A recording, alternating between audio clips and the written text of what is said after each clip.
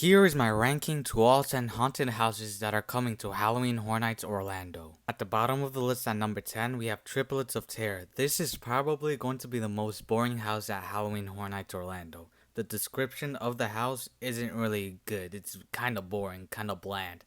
And the image that came with the announcement looks AI generated. At number 9, we have Ghostbusters Frozen Empire. I'm a big fan of the franchise and it might have potential, but the movie, which came out back in March, it really has elements of the cartoon of the real Ghostbusters. It's kind of goofy, and the movie is kind of goofy, but it has potential. At number 8, we have the museum, Deadly Exhibit, and I feel like it has a chance, but honestly, I don't have that feeling that it's gonna be good. At number 7 is A Quiet Place, and the reason it's at 7 is because it has potential because of how quiet it's gonna be, and it's gonna be very scary. But I don't think it's gonna work at Horror Nights because from the outside, you're probably gonna be hearing everyone screaming. So inside the maze, you're gonna be hearing a bunch of screams from outside. At number 6, we have Insidious: The Further.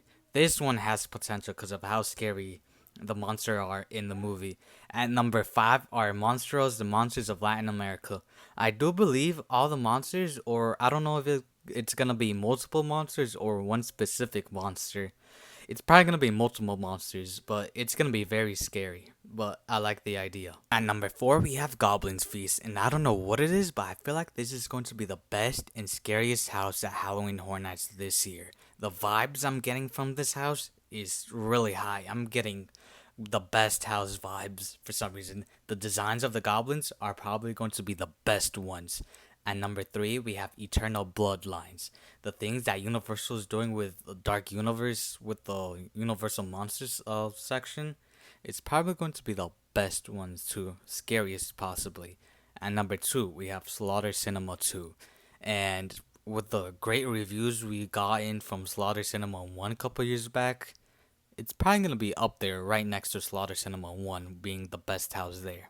And coming at number 1, we have Major Sweets Candy Factory, and I feel like this is going to be the house of the year. The house that's going to be the best one at Halloween Horror Nights. Way better than any of the houses we got in this year.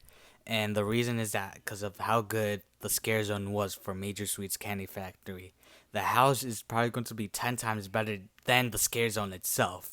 It's going to have candy monsters and everything. I feel like this is the house for this year's Halloween Horror Nights. The only thing that I am kind of worried about this house is that if there are candy monsters here, they might look goofy and not scary. But don't quote me on that. They might actually look scary if they are candy monsters, which they most likely will. That'll be it for today's video. Hopefully you guys enjoyed my ranking on how excited I am for this year's Halloween Horror Nights haunted houses. If you disagree with me with any of them, let me know in the comments and let me know where you would rank them.